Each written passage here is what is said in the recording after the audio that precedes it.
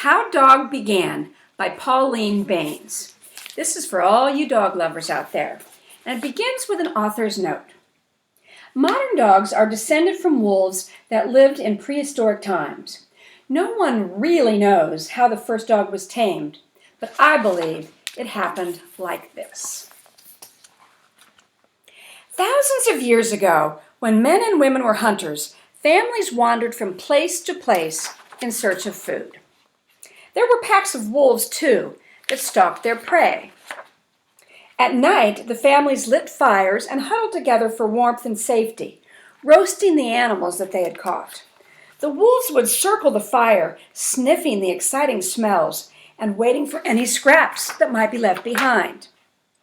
One morning, some children discovered a dead she-wolf, and close beside her, a small cub. "Kurr, kurr," it cried. They flung it a bone and named it Cur.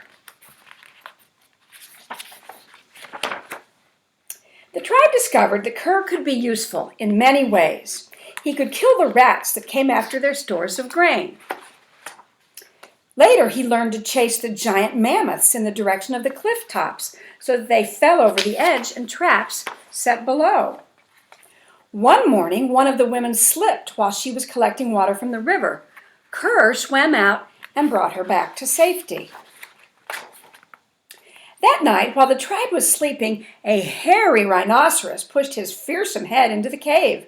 Cur yelped and growled until the men could arm themselves with spears and clubs and drive it off. So it was that the tribe gradually began to rely on Cur.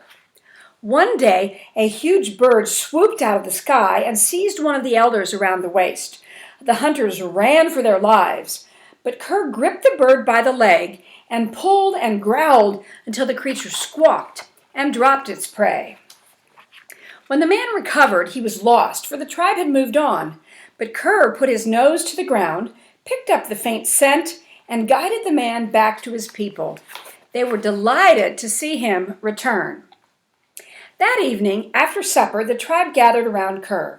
Their leader said, "You've looked after us, guided and protected us. Surely you must be a god." Cur, embarrassed by all the attention, lowered his head and turned around. The leader was puzzled, but then he understood. "He has turned around," said the leader, "so we will turn his name around.